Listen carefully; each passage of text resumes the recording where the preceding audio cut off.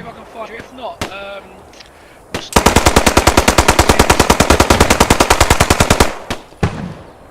Yeah, you know, take time. What the fuck?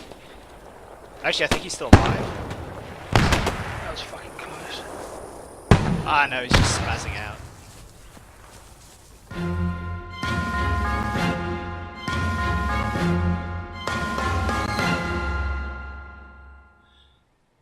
Okay, welcome back to some Postscriptum.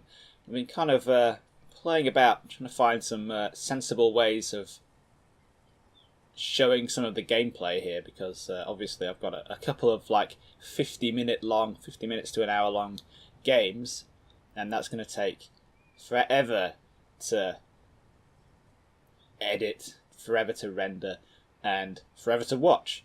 And about 80 to 90% of it is walking simulator.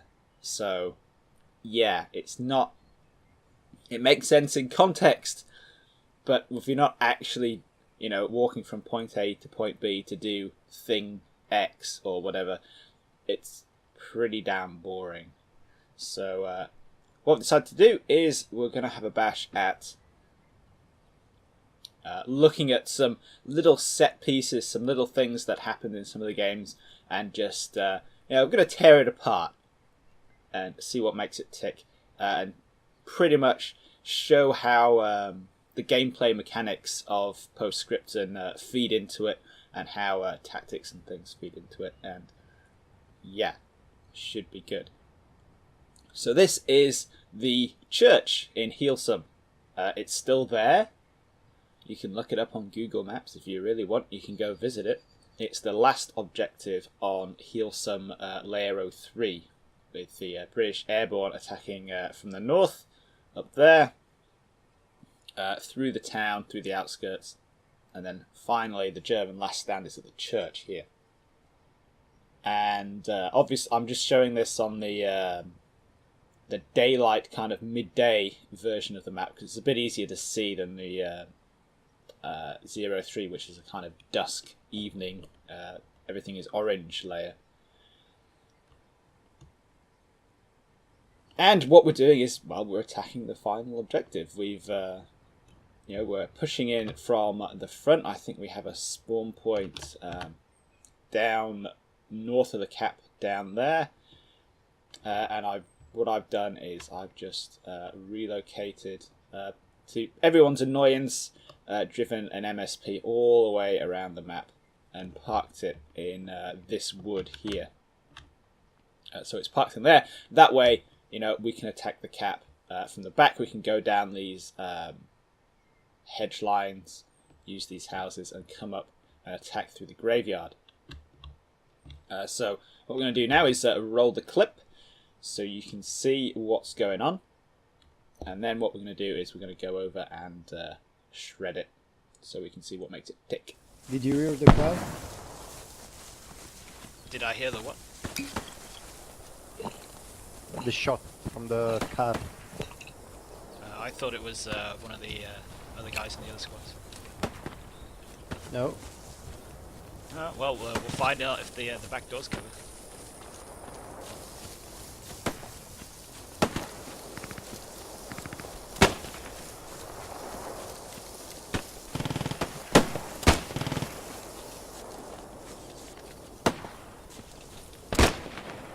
Yeah, watch right, man.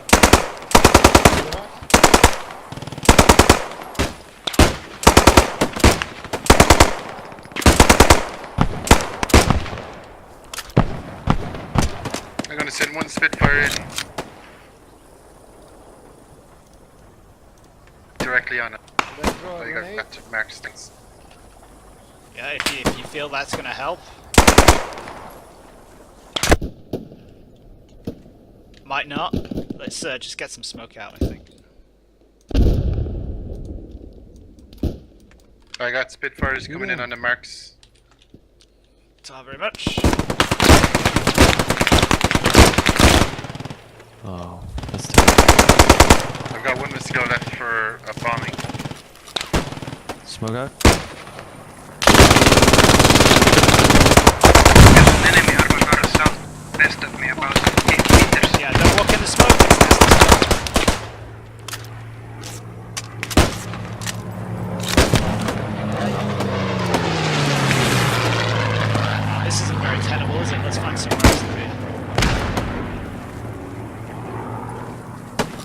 Regards. Alright, I got a mosquito coming Yeah, out. anybody's got any smokes, get them over the wall in the let's just fucking go. Yeah, we're just gonna get killed and stay here. See? I'm a fucking prophet. Infantry, air infantry.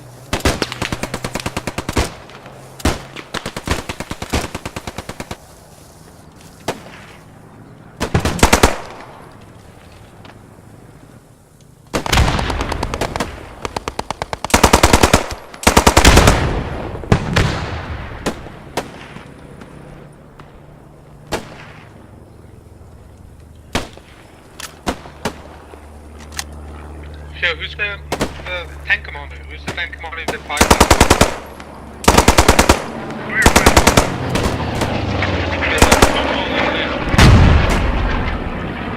On the fireflies left. She's medic.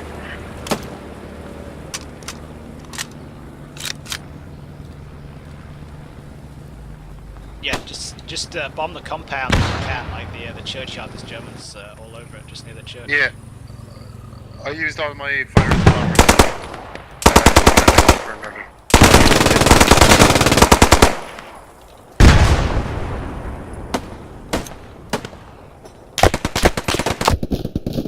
But yeah, they're spawning in the woods to the east. Okay, so there we go. It's pretty entertaining, especially with that white phosphorus grenade and the hip fire fail from that MG42. But as you can see, things got pretty messy pretty fast. So why is that? Why did everything go wrong? Well, if we go down and we look at the ground here, you can see, and I sort of did it as well. Everybody gravitated towards this big brick wall down the back of the graveyard. So there was squad 7, I think it was, stacking up here prior to an attack on the graveyard, and me and the one guy from my squad who was with me, we pushed up this way, and what we got was a load of Germans advancing through the woods here on our right. So we returned fire, didn't go very well, and we came back. But this position here, up against this wall, this isn't a very safe position. It's safe, like a all kind of linear cover. It's only safe from one direction, which is the enemy in the graveyard and in the church. So they can fire down this way and they can't kill us because there's a big brick wall in the way. They can't even see us. But if you're dealing with an enemy out on the flank here, it's not just doesn't offer any cover, it's actually pretty damn dangerous, as it should have been pretty obvious in the clip. So if we get the right angle, you can see here the enemy is pushing up this way, because we saw them running through the woods, didn't we? And automatically that kind of means, okay, so they're coming from down here, because they're trying to take the most direct route into the cap. 9 times out of 10 they're going to be running from this direction forward towards the church, because our main attack so far has been coming from the north, so they don't have anything to worry about over here. The issue is that now that we've been spotted, when they're pushing up from here, you can just about see, I don't think I can zoom in this mode, but I can go forward. They can look straight down the line of this wall here where we all are. And that is so shockingly dangerous, because they can put enfilade fire down it. So, if we were all lined up against the wall, and a German machine gun or submachine gun or even a rifleman starts firing rounds down there, he's going to be able to hit multiple targets with bursts or single shots. And what do we do? What can we do about it? If we stay here, we're going to die because we're kind of pinned out in the open. We can't.